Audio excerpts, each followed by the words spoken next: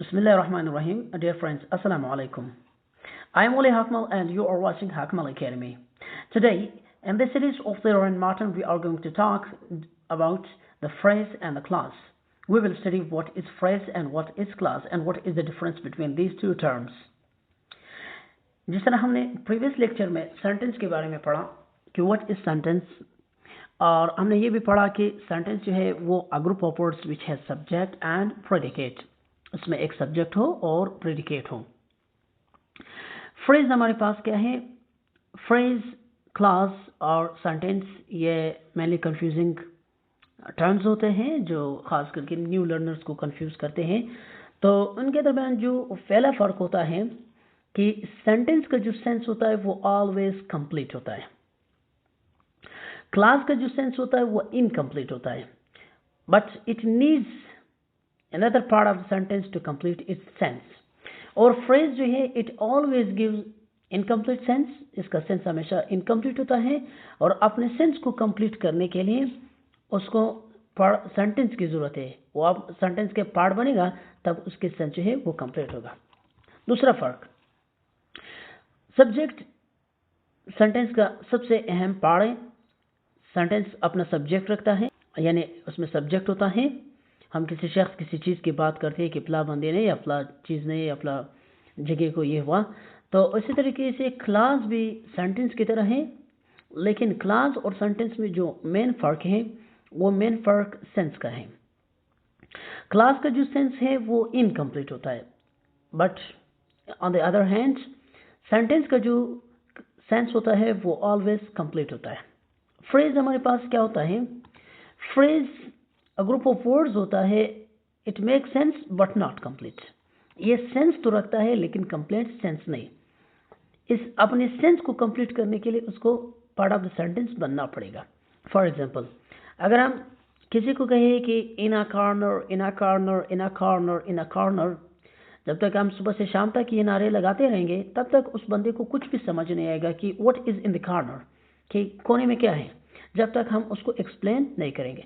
तो इन a corner एक group of words है जो सेंस तो रखता है लेकिन इनकम्प्लीट. कौन सा चीज़ इन कॉर्नर है? उसका सब्जेक्ट नहीं है. तो such kind of group of words जिसका सब्जेक्ट नहीं होता है और उसमें सब्जेक्ट एंड वर्ब एग्रीमेंट ना हो, उसको हम फ्रेज कहते हैं. Okay, in the following sentences the group of words in bold are phrases. अब देखो, द सन राइजेस, सूरज निकलता है कहाँ? In the east. अब नाउ इन द ईस्ट जो है ये क्या करता है? एक्सप्लेन करता है. अगर हम इसको सेंटेंस से अलग कर दें, सपोज ये जो द सन राइजेस ये हमारे पास ये पार्ट नहीं है, अगर हम उसको थोड़ी देर के लिए उसको ऐसे समझें कि ये नहीं है और हम कहें कि इन the east, in the east, तब तक उसका सेंस नहीं बनता है. लेकिन अगर हम उसके साथ सेंटेंस के साथ मिलाते हैं the sun rises in the east, अब इसका एक सेंस बन गया. Humpty Dumpty sat on a wall. अगर हम Humpty sat इसको हम साइड पे रखते हैं तो on a wall जो है ये इनकम्प्लीट सेंस रखता है जब तक ये पार्ट ऑफ सेंटेंस ना हो. अब देखो, देयर केम अ जेंट, एक द्यूकल यानी बड़े जिसामत वाला आदमी आया. कहाँ पे? To my door. अगर हम ये साइड ना हो तो टू माई डोर ये ग्रुप ऑफ वर्ड्स हैं, सेंस तो रखता है लेकिन जब तक ये पार्ट ऑफ द सेंटेंस ना हो तब तक इसका सेंस इनकम्प्लीट होता है. It was a sunset of great beauty. Okay, अब देखो, इट वॉज अ सनसेट, ये हमारे पास सेंटेंस हो गया.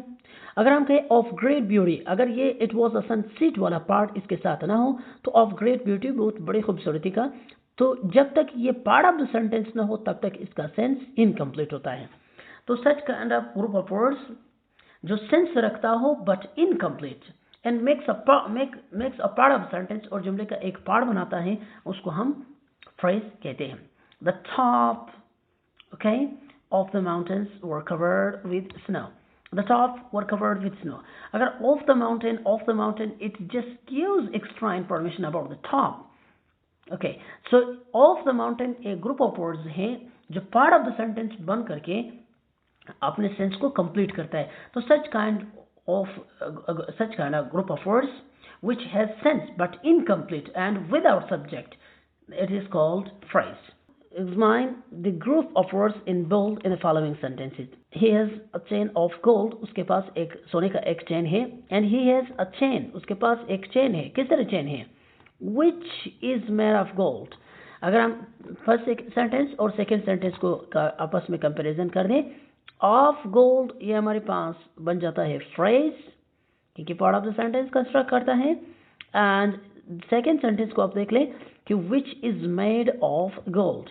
यहाँ पर हमारे पास विच इस जुमले का हो गया सब्जेक्ट और इज मेड ऑफ गोल्ड ये उसका प्रेडिकेट है.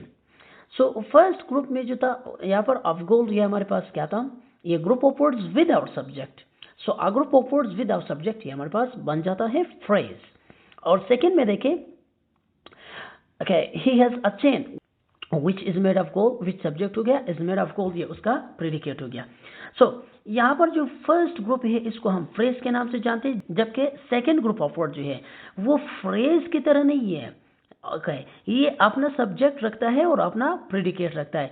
तो ऐसे ग्रुप ऑफ वर्ड्स जो अपना सब्जेक्ट और अपना प्रेडिकेट रखता हूँ इज कॉल्ड क्लास. उसको क्या कहा जाता है? इसको हम क्लास कहते हैं. क्या कहते हैं इसको? क्लास कहा जाता है. अब इन सेंटेंसेस को जरा देख ले. People who pay their debts are trusted. अगर हम हु पे देयर डेट्स को निकाल देंगे, पीपल आर ट्रस्टेड ये हो गया सेंटेंस. ओके, कंप्लीट सेंस रखता है. हम इस सेंटेंस को क्लास भी कह सकते हैं कि हु पे देयर डेट्स. अगर हम यहाँ पे चेक कर लें तो हु हमारे पास इस ग्रुप ऑफ वर्ड्स का हो गया सब्जेक्ट और पे देयर डेट्स ये हो गया उसका प्रेडिकेट.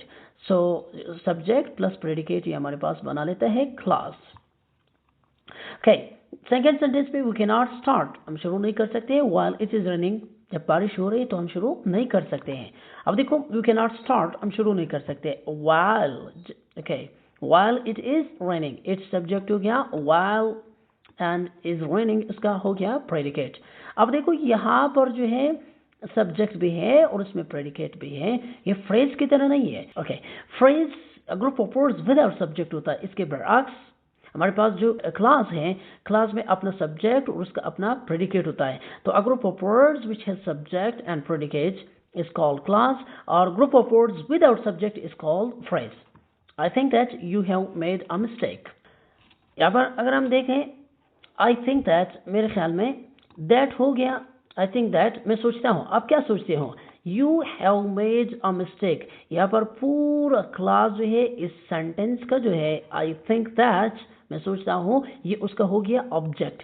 यानी हमारे पास नाउन क्लास है, क्योंकि ये पूरा सेंटेंस एक क्लास का काम करता है, एक नाउन क्लास का काम करता है. तो ये भी हमारे पास यू उसका अपना subject, have made a mistake ये उसका प्रेडिकेट बन जाता है. तो